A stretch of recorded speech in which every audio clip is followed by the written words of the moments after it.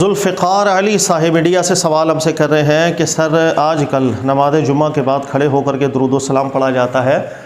ایسا درود و سلام پڑھنے کی اجازت ہے یا نہیں ہے؟ دیکھیں ذوالفقار علی صاحب اس میں تھوڑی سی تفصیل ہے، یہ دو تین چیزیں ہیں جس کو الگ الگ سمجھنے کی ضرورت ہے۔ نمبر ایک، کیا درود پاک پڑھتے ہوئے رسول اللہ صلی اللہ علیہ وسلم پر اگر کوئی تعظیماً کھڑا ہو جاتا ہے، اس کی اجازت ہے یا نہیں، یہ ایک الگ چیز ہے۔ نمبر دو، ہمارے یہاں جو رسم بنا دی گئی ہے کہ ہر جمعے کی نماز کے بعد چند افراد کھڑے ہو جاتے ہیں اور مل کر کے اجتماعی صورت میں نبی پاک علیہ السلام پر درود و سلام پڑھتے ہیں، جو رسم بن چکی ہے، اس کو ایز اے رسم ڈسکس کرنا یہ الگ چیز ہے۔ دونوں کو میں سمجھا دیتا ہوں۔ نمبر ایک، درود پاک کھڑے ہو کر کے پڑھنا دو موقف علماء کرام کے رہے، کیونکہ یہ کام حادث ہے۔ دیکھیں کوئی بھی کام جو بعد میں آتا ہے نا، جب علماء کرام اس میں غور و فکر کرتے ہیں، اس میں نقطہ نظر میں اختلاف تو ایک بدیہی سی بات ہے، ہوگا ہی ہوگا۔ بہت سے علماء کرام میں جو اس نظر میں دیکھتے ہیں، جو میں بھی سمجھا رہا ہوں، ان کے نزدیک کھڑے ہو کر کے درود نہ پڑھا جائے، جس طرح آپ نارمل حالت کے اندر ہے باادب طریقے سے ویسے ہی درود پڑھ لیں۔ خاص طور پر یہ سمجھ لینا کہ کھڑے ہو کر کے درود پڑھوں گا تو زیادہ ادب ہے، یہ چیز ہمارے دین سے کلیش کر جائے گی اور ہم اس کو مشروع کہہ نہیں سکتے۔ اس کی وجہ یہ کہ اللہ کے نبی علیہ السلام کا ایک مستقل مزاج رہا تھا اپنی زندگی طیبہ کے اندر، کہ نبی علیہ السلام اپنے لیے قیام کو پسند نہیں کیا کرتے، قیام تعظیمی کو۔ جیسے ہم کہیں چلے جائیں اور لوگ رسپیکٹ کے لیے کھڑے ہو جاتے ہیں، اللہ کے نبی علیہ السلام اس چیز سے ایک عاجزی کا اظہار کیا کرتے تھے، اور صحابہ خود بھی بیان کرتے ہیں کہ ہم یہ کام اس لیے نہیں کرتے تھے کہ رسول اللہ صلی اللہ علیہ وسلم کو پسند نہیں تھا۔ تو جو رسول اپنے لیے قیام کو پسند نہ کر رہے ہوں کہ ہم انہی کے لیے پھر پیچھے قیام کریں اور درود وغیرہ پڑھیں، تو جو چیز اللہ کے نبی علیہ السلام کو پسند نہیں تھی، ہم اسی چیز کو کر کے تقرب حاصل کرنا چاہ رہے ہو اللہ تعالیٰ کا، تو پسند نہیں ہے۔ لیکن اس کے مقابلے میں بہت سے علماء کرام ہیں جو اس نظر میں دیکھتے ہیں کہ رسول اللہ صلی اللہ علیہ وسلم کی تعظیم کا جو معاملہ ہے، چونکہ ہمارے دین میں اللہ نے مشروع رکھا، واجب رکھا، فرض رکھا ہر مسلمان پر، اور بہت سے امور ایسے ہوتے ہیں جس کا تعلق تہذیب سے ہوتا ہے، ثقافت سے ہوتا ہے۔ تو آج بر صغیر اس کے ماحول کو اگر ہم دیکھیں تو کھڑے ہونا ایک رسپیکٹ باقاعدہ سمجھا جاتا ہے، بلکہ اگر کسی معظم شخصیت کے لیے آپ کھڑے نہیں ہوتے ہیں تو اس چیز کو الٹا بے ادبی سمجھ لیا جاتا ہے کہ شاید اس کے دل میں احترام ہے ہی نہیں۔ تو چونکہ ہمارا ماحول اور ہمارا معاشرہ بھی اس چیز کا ایک تقاضا کرتا ہے کہ ایک کھڑا ہونا جو ہے قیام رسپیکٹ ہونی چاہیے، تو رسول اللہ صلی اللہ علیہ وسلم کے لیے بھی اگر کوئی قیام کر کے درود پڑھ لیتا ہے تو کوئی ایشو نہیں ہے۔ یہ دو نقطہ نظر سامنے آتے ہیں، اور کوئی بھی چیز جو حادث ہوتی ہے جب اس میں نقطہ نظر سامنے آنے لگ جائیں، یہ اجتہاد ہوتا ہے، اس کے اندر کوئی ٹینشن والی بات نہیں۔ اگر ہمارے مسلمان بھائی کھڑے ہو کر کے درود پڑھنے کو پسند کر رہے ہیں، کوئی مسئلہ، اس میں لڑائی جھگڑا کرنے والی کوئی ضرورت نہیں ہے۔ جو اہم چیز ہے سمجھانے والی وہ سمجھانی چاہیے۔ اہم چیز یہ ہے کہ کیا ہمارے دین میں اس چیز کی اجازت ہے کہ ہم رسول اللہ صلی اللہ علیہ وسلم کے بعد دینی حیثیت کے اندر کسی بھی کام کی رسم کو جاری کر دیں، ایک سنت کو جاری کر دیں؟ سوال یہاں پر یہ ہوتا ہے۔ انفرادی حیثیت میں بہت سے کام کرنا الگ اس کی ایک نوعیت ہے، اس کا جواز بھی نکلتا ہے، لیکن کسی بھی کام کو جب ایک رسم کے طور پر ہم بنا دیں اور اس کو ایک سنت کے طور پر جاری کر دیں، یہ پرابلم ہے۔ دیکھیے گا، اس میں درست قول یہ ہے کہ رسم کے طور پر کسی کام کو جاری کرنا، سنت بنا کر کے جاری کرنا، اور رسول اللہ صلی اللہ علیہ وسلم کے بعد اس چیز کی اجازت نہیں ہوا کرتی ہے۔ یہی وجہ ہے کہ جب آپ بہت سے علماء کرام کو پڑھیں گے، وہ 50 کاموں کے اوپر ذکر کرتے ہیں کہ علماء عوام کے سامنے اس کام کو جان بوجھ کے ترک کریں، کیونکہ لوگ اس کو سنت ہی نہ سمجھ جائیں کہ ہمارے دین میں باقاعدہ سے کوئی ایک رسم ہے جس کو ہم نے کرنا ہی کرنا ہے۔ رسم جاری کرنے کے نقصانات یہ ہوتے ہیں کہ کل کو اگر کوئی شخص وہ رسم پر عمل نہیں کر رہا، انسان اس پر انگلی اٹھا دیتا ہے، یار کہ اس کے دل میں شاید نبی علیہ السلام کی تعظیم نہیں ہے، یا یہ جو بندہ ہے نا ٹھیک بندہ، اس طرح کے اعتراضات ہونے لگ جاتے ہیں۔ اس کی بہت سی مثالیں ہیں۔ دیکھیے گا، ہمارے یہاں اذان پڑھ دی جاتی ہے انتقال کے بعد، آپ دیکھیں گے اکابرین علماء کرام اسپیشلی ذکر کرتے ہیں کہ علماء اس کو عوام کے سامنے ترک کریں، ورنہ لوگ اس کو سنت سمجھ جائیں گے۔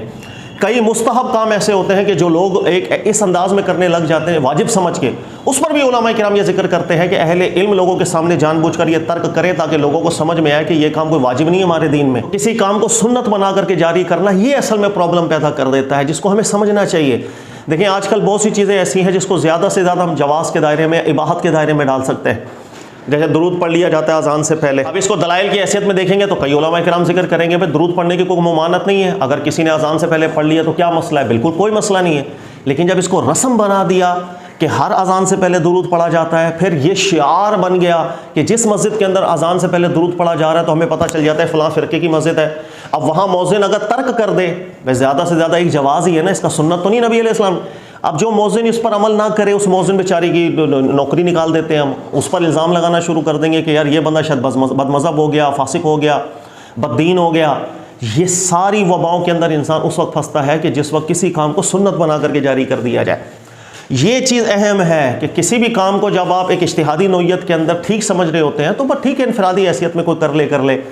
اس کو سنت بنا کر کے جاری کرنے میں پھر بہت ایشوز پیدا ہو جاتے ہیں۔ یہی چیز اس کے اندر ہے کہ ہمارے یہاں چونکہ جب رسم بن گئی کہ ہر جمعے کے بعد ہم نے اجتماعی صورت میں مسجد میں اکٹھا ہونا ہے اور بلند آواز سے درود و سلام پڑھنے ہیں، اب اس رسم جاری کرنے کے اندر ہم دیگر بلاؤں میں پھنسنا شروع ہو گئے۔ نمبر ایک، اللہ کے نبی صلی اللہ علیہ وآلہ وسلم نماز جو عبادت ہے اس کو اتنی اہمیت دیا کرتے تھے، ایک شخص اگر نماز پڑھ رہا ہے اس کے سامنے دوسرا بندہ اونچی آواز سے اگر قرآن کی تلاوت بھی کرتا، نبی علیہ الصلوۃ والسلام روک دیا کرتے تھے اس کی نماز میں خلل نہ ہو، کہ نماز ایسا ہے جیسے آپ رب سے باتیں کر رہے ہیں، ایک اس وقت بڑے گہرے تعلق کے اندر ہوتے ہیں،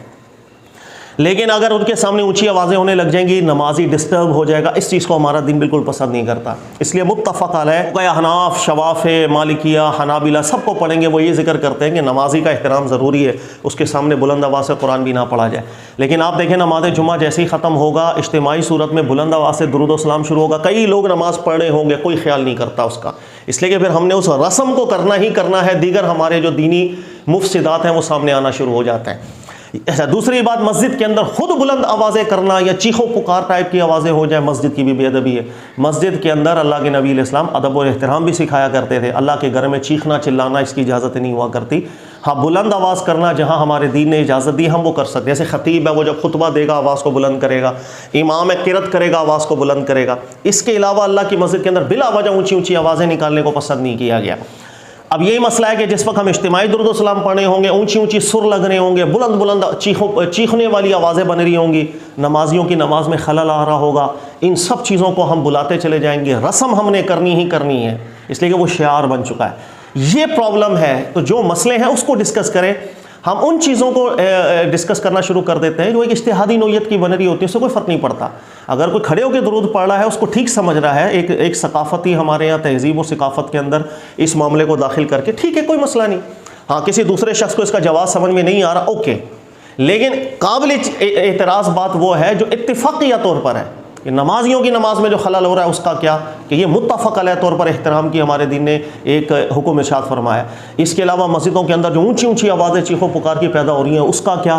یہ چیزیں ہیں جس کو ہم نے ایڈریس کرنا ہے۔ یہی چیزیں نماز کے بعد جب آپ بلند آواز سے ذکر کر رہے ہوتے ہیں تو بلند آواز سے ذکر کا کوئی مسئلہ نہیں ہے، بھائی کسی نے اللہ اکبر زبان سے بولا، اس میں کیا مسئلہ ہے، صحابہ بھی کرتے تھے، لیکن یہ بھی اس صورت کے ساتھ مقید ہے کہ جب پیچھے نمازی نماز نہ پڑھ، اگر نمازی نماز کے لیے کھڑے ہو جائیں آپ اپنی زبان میں بلندی نہ لے کر آئیں، اس کی نماز میں خلل ہوگا۔ اس احترام کو ہمیشہ اپنے دماغ میں رکھیں، نمازی کا بڑا احترام ہمارے دل میں دین نے ڈالا ہے، اس کی نماز میں خلل پیدا نہ کیا جائے۔ اللہ تعالیٰ سمجھنے کی توفیق دے۔ جزاک اللہ خیرہ۔